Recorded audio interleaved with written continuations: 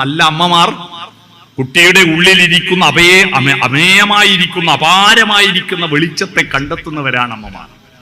കുട്ടിക്ക് ശരീരത്തിന് ഭക്ഷണം കൊടുത്തത് കൊണ്ടും ശരീരത്തെ പൊതിയാൻ വസ്ത്രം വാങ്ങി കൊടുത്തുകൊണ്ടും കിടന്നുറങ്ങാൻ കിടക്ക വിരിച്ചു കൊടുത്തത് കൊണ്ടും വിസർജിക്കാൻ കക്കൂസ് കഴുകി കൊടുത്തത് കൊണ്ടും അമ്മയാവില്ല. ഓരോ കുട്ടിയിലും അന്തർലീനമായിരിക്കുന്ന അപാരമായ ഒരു മഹാവെളിച്ചമുണ്ട്. ആ വെളിച്ചത്തെ കണ്ടെത്തണം. അപ്പോഴാണ് അമ്മയും അച്ഛനും ഉണ്ടാകുന്നത്. അല്ലാതെ മക്കൾക്ക് ഭക്ഷണം കൊടുത്തത് കൊണ്ട് മാത്രം അമ്മയും അച്ഛനും ആകുന്നില്ല എന്ന തിരിച്ചറിവ് നിങ്ങൾക്ക് വേണം. അപ്പൊ ഗുരു എന്ന് പറഞ്ഞാൽ കുട്ടിയുടെ ഉള്ളിലെ വെളിച്ചത്തിൽ ഇരുട്ട് പ്രവേശിക്കുന്നത് തടയുന്നവൻ ഗുരു. അപ്പൊ കുട്ടിയിൽ അന്ധകാരം, അവൻ മയക്കുമരുന്നിനോ മദ്യത്തിനോ അടിമയായിട്ടുണ്ടെങ്കിൽ, അവൻ തോന്നിയാസങ്ങളിൽ പെട്ടുപോയിട്ടുണ്ടെങ്കിൽ ആരാ പ്രതി? അവന്റെ വെളിച്ചത്തിൽ ഇരുട്ട് പ്രവേശിക്കുന്നത് തടയുന്ന കാവൽക്കാരല്ലേ പ്രതി. അമൃത് വിളമ്പുമ്പോ സൂര്യചന്ദ്രന്മാരെ കാവലാക്കിയിട്ടാണല്ലോ അമൃത് വിളമ്പിയത് ദേവേന്ദ്രൻ. ആ അമൃത് വിളമ്പുമ്പോ രാക്ഷസന്മാരെ കയറി വരാതിരിക്കാൻ അവരെ പറ്റിച്ചിട്ട് മോഹിനി രൂപം പൊട്ടിട്ട് കൊണ്ടുവന്നാണല്ലോ. രാക്ഷസന്മാർ ഒറ്റ കണ്ടിട്ട് തുറന്നു നോക്കിയാരാ ഇത് തട്ടിപ്പാന്ന് മനസ്സിലായത്.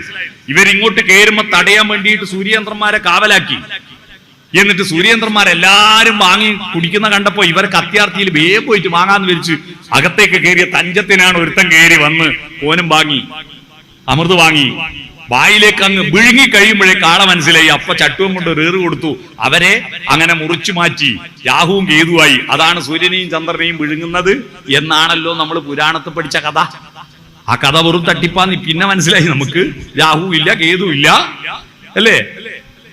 ചന്ദ്രന്റെ മറവ് കൊണ്ട് സൂര്യനെ കാണാതാകുന്നതാണ് സൂര്യഗ്രഹണമെന്നും സൂര്യന്റെ ഭൂമിയുടെ നിഴലിൽ ചന്ദ്രനിൽ പതിക്കുന്നതാണ് ചന്ദ്രഗ്രഹണമെന്നും നമുക്ക് പിന്നെ മനസ്സിലായി. പക്ഷെ ഈ കഥയിൽ നമ്മൾ എന്താ പഠിക്കേണ്ടത്? കാവൽക്കാരുടെ അശ്രദ്ധ കൊണ്ടാണ് അന്ധകാര ഉള്ളിൽ കയറിയത്. നമ്മുടെ കുട്ടികൾ തോന്നിയാസിയായിട്ടുണ്ട്. അതിന്റെ ഉത്തരവാദി ആരാ? നമ്പർ 1 ഗുരു അമ്മ, നമ്പർ 2 ഗുരു അച്ഛൻ, 3ാമത്തെ ഗുരു സ്കൂള മാഷ്, അല്ലേ? ഇവരാ പ്രതി. അപ്പൊ ഗുരു എന്ന് പറഞ്ഞാൽ ഗും രുഗ്യതേ ഇരി ഗുരു, ഇരുട്ട് പ്രവേശിക്കുന്നത് തടയുന്നവൻ ഗുരു. 2ാമത്തെ ഗുരു എന്ന് പറഞ്ഞാൽ വലുത് എന്നർത്ഥം കേട്ടോ. ഗുരു വലുത്. ഗുരുതരമായ പരിക്ക് പറ്റിയെന്ന് കേട്ടിട്ടുണ്ടോ? മാഷക്ക് പരിക്ക് പറ്റിയെന്ന അല്ലല്ലോ. ഗുരുതരം എന്ന് പറഞ്ഞാൽ വലിയ പരിക്കാണ്. പണ്ട് വൃത്തം പഠിച്ചവർക്കറിയാം സ്കൂളിൽ ഗുരു എന്ന് പറഞ്ഞാൽ വലിയ അക്ഷരം, ദീർഘാക്ഷരം. ഗുരുവാം ഹ്രസ്വാക്ഷരം ലഘുവായിടും, അല്ലേ? കാ എന്ന് പറഞ്ഞാൽ ഗുരു, ക എന്ന് പറഞ്ഞാൽ ലഘു. ആദിമധ്യാന്തവർണ്ണങ്ങൾ ലഘുക്കൾ യരതങ്ങളിൽ ഗുരുക്കൾ ഭജസങ്ങൾക്ക് മനങ്ങൾ ഗലമാത്രമാം. 8 ഗണം പഠിച്ചിട്ടില്ലേ? യരത, ഭജസ, മന. ഓർമ്മയില്ല? പണ്ട് ഗണം പഠിച്ചൊന്നും മറന്നുപോയി. പുതിയ സ്കൂളിലെ കുട്ടികളൊന്നും അത് പഠിക്കുന്നില്ല.